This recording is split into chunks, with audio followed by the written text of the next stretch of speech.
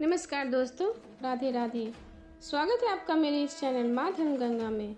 आज हम शिव पुराण में वर्णित भगवान शंकर के पूर्ण रूप काल भैरव की कथा सुनेंगे। एक बार सुमेर पर्वत पर बैठे हुए ब्रह्मा जी के पास जाकर देवताओं ने उनसे अविनाशी तत्व बताने का अनुरोध किया। शिव जी की माया से मोहित ब्रह्मा जी उस तत्व को न जानते हुए भी इस प्रकार कहने लगे, मैं ही संसार को उत्पन्न करने वाला स्वयं हूँ, अंजमा हूँ, एकमात्र ईश्वर, अनादि भक्ति ब्रह्मा, घोर निरंजन आत्मा हूँ। मैं ही प्रवृत्ति और निवृत्ति का मूलधार स्वर्णलीन पूर्ण ब्रह्मा हूँ। ब्रह्मा जी ऐसा कि पर मुनि मंडली में विद्यमान विष्णु जी ने उन्हें समझाते हुए कहा कि मेरी आज्ञा से तो तुम सृष्टि की रचयिता बने हो, मेरे अनादर करके तुम अपनी प्रभुत्व कैसे कर सकते हो। इस प्रकार ब्रह्मा और विष्णु अपना अपना मत स्थापित करने लगे और अपने पक्ष में समर्थन में शास्त्र वाक्य उद्धृत करने लगे। अंत में वेदों से पूछने का निर्णय हुआ तो स्वरूप धारण करके आए चारों वेदों ने क्रमशः अपना मत इस प्रकार प्रकट किया।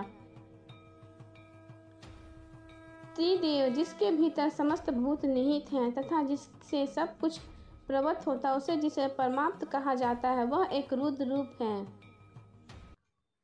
विष्णु ने वेदों के इस कथन को प्राप्त बताते हुए नित्य शिवा के रमण करने वाले दिगंबर, पीतवर्ण, धूलि धुरसित, प्रेमनाथ, कुटेटाधारी, सर्व विशिष्टा शिव जी को पर ब्रह्म मानने से इनकार कर दिया। ब्रह्मा विष्णु विवाद को सुनकर ओंकार शिव जी की ज्योति नित्य और सनातन प्रब्रह्मा बताया, परंतु फिर भी शिव माया से मोहित ब्रह्मा विष्णु की बुद्धि नहीं बदली। उस समय उन दोनों के मध्य अति अंतरहित एक ऐसी विशाल ज्योति प्रकट हुई कि उससे ब्रह्मा का पंचम सिर हिलने लगा। इतने में त्रिशूलधारी नील लोहित शिव का प्रकट हुए तो अज्ञानतावश ब्रह्मा उन्हें अपना पुत्र समझकर अपनी शरण में आने को कहने लगे।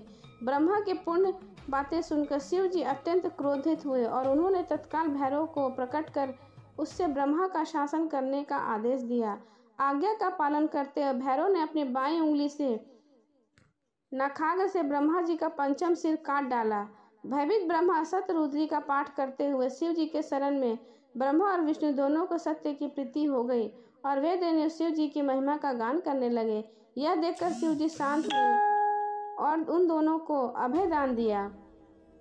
इसके उपरांत शिव जी ने उसके भीषण होने के कारण भैरव और काल को भी भयभीत करने वाला होने के कारण काल भैरव तथा भक्तों के पापों को तत्काल नष्ट करने वाला होने के कारण पाप भक्षक नाम देकर उसकी काशीपुरी का अधिपति बना दिया। फिर कहा, भी भैरव, तुम इन ब्रह्मा विष्णु को मानते हो, ब्रह्मा के कपाल में धारण करके इसी के आश्रय से भिक्षा वितरित करते हुए वाराणसी में चले जाओ और वहां नगरी के प्रभाव से तुम ब्रह्मा हत्या का पाप से मुक्त हो जाओगे।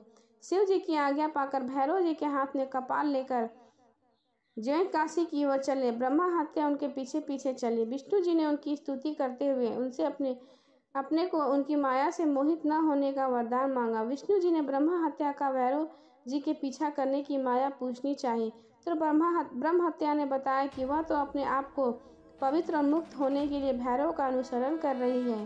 भैरव जी ज्यों ही काशी पहुंचे त्यों उनके हाथ से चिमटा और कपाल छूटकर पृथ्वी पर गिर गया और तब से उस स्थान का नाम कपाल मोचन तीर्थ पड़ गया। इस तीर्थ में जाकर सविधि पिंडदान और देव पितृ तर्पण करने से मनुष्य ब्रह्म हत्या के पाप से निर्वृत्त हो जाता है। प्रेम से बोलिए विष्णु भगवान की जय, शंकर भगवान की जय, परम पिता ब्रह्मा जी की जय।